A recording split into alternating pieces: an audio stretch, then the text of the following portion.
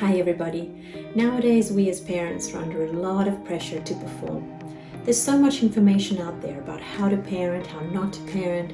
Social media lends itself to us comparing ourselves to others and trying more, fit in more, do more, bigger is better.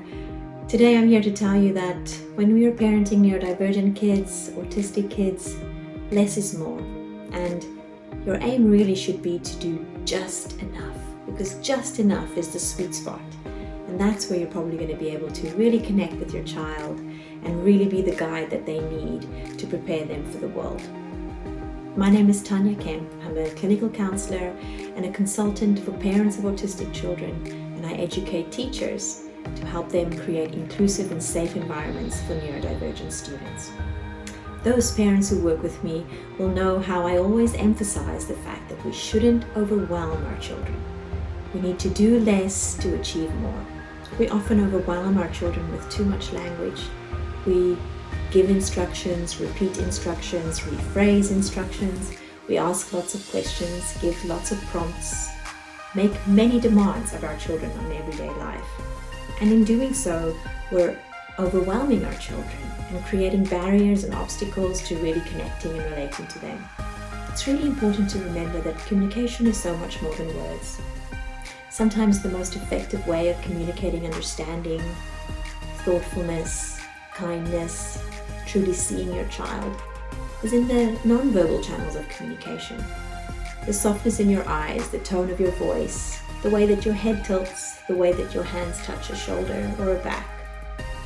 Don't underestimate the impact that those non-verbal channels of communication can have on your ability to connect with your child, and the impact it can have on your child feeling safe in your presence, feeling seen in your presence, and feeling truly accepted by you.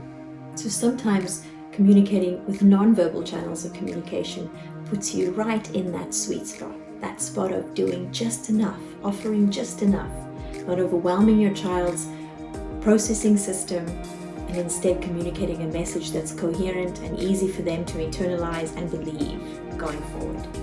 When we do less by way of communication in terms of language in communication, we also give our children opportunities to think and join the dots. Noticing your eyes, noticing your tone, noticing your touch. Those are all invitations for your child to interpret what you're trying to communicate. And those are invitations for your child to respond without you placing a demand on them having to communicate either verbally or non-verbally in response to what you offer. So much of our children's lives are demanding.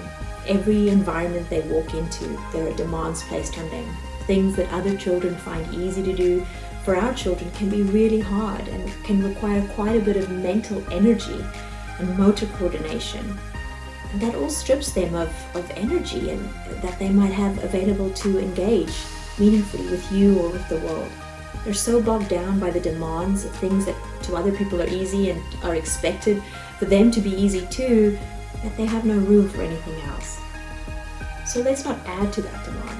Let's really think about, how can I reduce demand and give my child more control and more agency over their lives, even in how or when they respond to what we offer.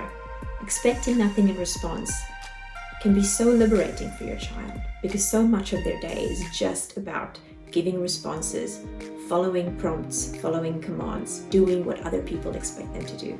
So much more than for their neurotypical counterparts. We can also use this idea of doing just enough when we think about engaging our children in activities. You know yourself. Are you the overcompensator, the one who fixes, the one who interrupts, the one who rephrases, the one who does hand over hand with your child to make sure that they get the activity done and that they're successful? There's a part of that that's totally embedded in the fact that you're wanting to be protective and that you're wanting to be supportive and that you want to help your child to be successful in various activities. But what about if you slow down in even those things and decided, hey, how about I wait a moment here and see what my child would do individually if they were scaffolded in a way that helped them to know what they were needing to do and giving them ownership and agency around how to do it and when to do it. we can really create so many more opportunities for our children to think independently and take action independently and feel good about themselves for making the choice, making the inference, and deciding for themselves what the next step would be. Perhaps it's time to take stock of your own patterns and the way in which you communicate and the way in which you overcompensate for your child in day-to-day life through communication, but also through carrying out simple activities and tasks and chores. Here's a little exercise that you may try. Set yourself up as a videographer and say to your child, I'm going to take a short video of you as you decorate these cookies, or I'm going to take a short video of you as you unload the dishwasher, or as you create this piece of art. Maybe a piece of art will be too easy, but maybe something where there is some attachment for you in terms of how this turns out. Now, video your child and notice your instinct to prompt, to correct, to direct. It's better to choose something where your child is semi-competent or feels a little bit comfortable doing something, and then notice what happens for you. How often do you feel that you need to interject? And that'll give you a good indication of how often you overcompensate and jump in and rob your child of opportunities to do things independently. This is not an invitation to be self-critical. It's an invitation to be introspective and more self-aware and think about, where do I need to adjust my approach so that I'm offering just enough so that my child can learn and be competent and acquire new skills and feel good about themselves, and just enough that I don't overwhelm them and don't put too much on their plate to process, and in so doing set them up to not be successful.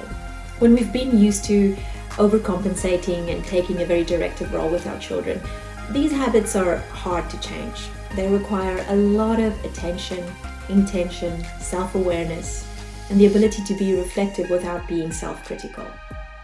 If you need a little bit more help with this, wanting to learn more about how to engage, interact more effectively and more productively with your child, click on the link below and access some more resources, tips, lessons, blog articles to support you on that journey.